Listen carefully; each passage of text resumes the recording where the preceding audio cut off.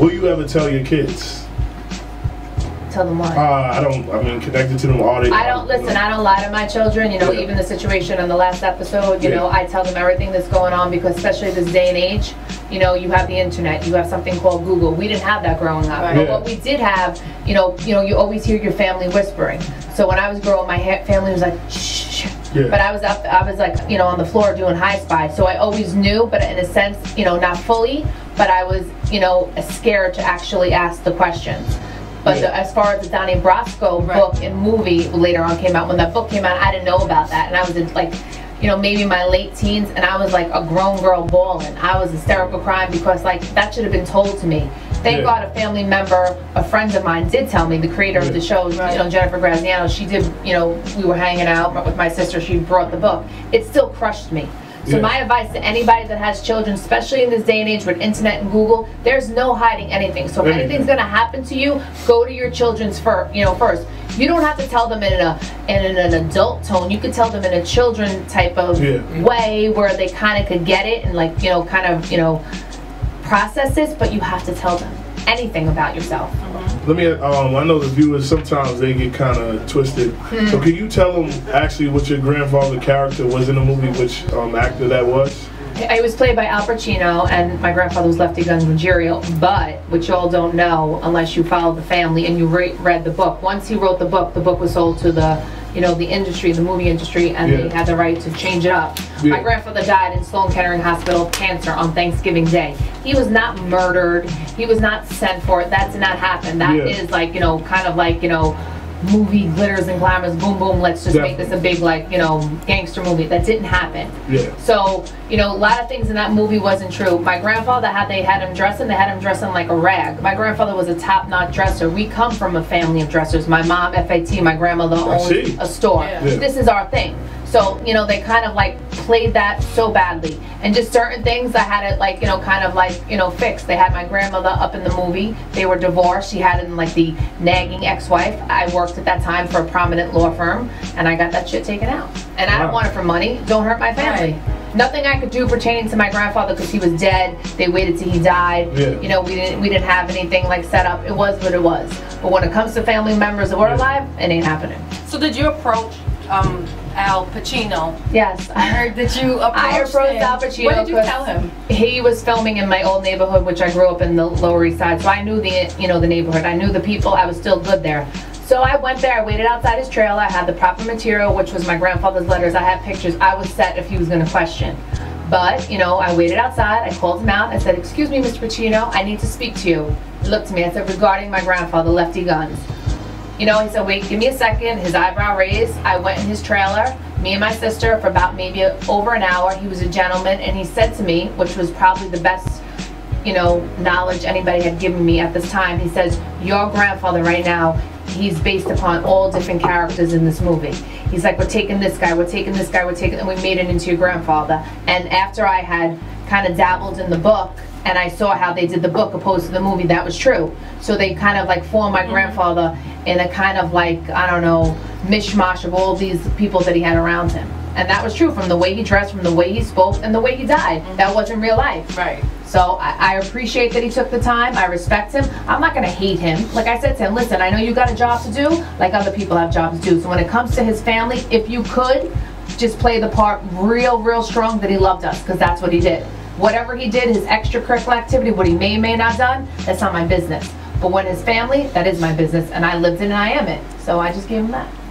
Now, when you're speaking about how Hollywood described him, what about the hip-hop culture, how they embrace, like, the mob lifestyle? What do you think about that? I think the hip-hop culture and any, like, American type of culture, they're so fascinated by the mob, but what they really don't know, anything that's affiliated with crime at the ending is really sad, you know, because, you know, they make the mob like this way, and they're all killers, and they're all like, you know, they have people written in the papers that are thugs, and I'll be like, you know, I'm tougher than this dude, you know, that's the truth. They have, like, you know, my man right now describes him as, like, you know, top criminal #1. That's not it. Like, I'm more of a rowdier person than he is, you know, but this is what the paper wants to do, and this is how they want to write it. And like I said before, this is like half the time you wind up using newspapers to wipe your ass when you run out of toilet paper. Let's keep it real. You know, that's what it's about. But the mob at the end, it was what it was back in the day, but right now it still equals the same thing. If you're gonna kind of be affiliated with it, and if you're gonna get caught, it equals sadness. You know, there are families behind it. There's wives, there's kids, everybody leaves behind. Men, if they're real men, are gonna go do that time, but the wives, the kids, they suffer. They suffer on different levels. And they do the time with them. They do the time, because you know what? It's just heartbreaking, because it's like, here, okay, here's another day, we crossed it off. Here's another holiday, I don't have my grandfather. Now I have to go there. I have to go through, like, you know, go through the whole thing. Go here, you know, take out, you have the wrong shirt today. You can't come into the visit. There's a whole, like, process going on. You know, you wait more to go through those doors than opposed to you actually get with them. Like, you go to MDC right now, you're waiting more outside than you're getting inside, and it's, you know, it's just not, it's not right. But whatever, it is what it is. You do something, you gotta pay. Somebody wanted to ask, says, viewer question, does Ramona listen to Waka Flocka? And if so, what's her favorite song? I love Waka. Excuse me. She answered, thank you. I listen to him. I know it's not Waka Flocka, but if you want me to sit and go verbatim on his actual song, it's not gonna come to my mind. So what's your favorite rapper right now? I'd have to probably go with the old school, like, not in a sense, but the ones that, you know, kind of like mean something. You know, it's like a Jay-Z, it's like a 50 Cent. I do like, you know, I like Lil Wayne. You know, I like all these people. Do you like the leggings? The what? The leggings. Jeggings he wears? The leopard leggings. Oh, his little, like, yeah, the leotard style. I mean, do you... Are you okay with his style? You know what? That goes into the fact that's the same controversy about him kissing, you know. But I still like him. You know what I'm saying? Everybody's got to do what's right for them. That's not to discredit him as a rapper. He could go rock that, and obviously he's doing it well because his record sales are through the roof. Whatever he may spit and say, it's all on that. However he wants to dress or kiss his supposedly father, that's on him. But you know that I gotta respect that, because that's the mafia. You know, he said, you know the question. His question was, "Oh, it's the mafia. That's what we do. Well, we kiss each other. We kiss on the cheeks." But maybe that's how the Cash Money Mafia is. I can't say that because I'm not that. I respect people because that's their group. So maybe that's how they do it. All I know is his hits are high and his numbers are good, and God bless him. He's definitely a genius. God bless. Lil Wayne is 100% one of the best right now. Definitely. So, let me give you Jay-Z. What are you giving 1 to 10? Jay-Z, because all the things that he's accomplished, is definitely a 10. All right. Tupac. 1 to 10. Tupac, we gotta put it where he deserves. He's a legend, so he's a 10 plus. LL Cool J. LL, Mr. Queens. In his time, you know, body, lips, everything. You know, he retired probably at an 8. 8. Okay. Yeah. Chuck, you got somebody? Drake. Drake? Drizzy Drake. Yeah. Drake is my children's favorite. So Drake does, you know, Drake's got the whole thing with Rihanna. Drake is doing what we need him to do right now. Well, let's give it up for Ramona. Now tell us, tell your Twitter. Do you have a Facebook? I have a Facebook. I know it's probably like 15 million fake It's funny because I still didn't like really get like all, I guess, like officially like realizing what's going on, because I have all these people like going on my personal page and, you know, like befriending me. So every day I'll have like, you know, hundreds and hundreds of requests, and I have to go through them because some people really I do know.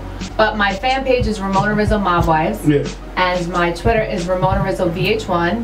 And people, I took it because Ramona Rizzo was taken. The one with the check is Ramona Rizzo VH1. So the check means a lot. The check means a lot in the mail. The check means a lot on Twitter. Like, I mean, this is the check. If you got the check, you're good. So I'm good.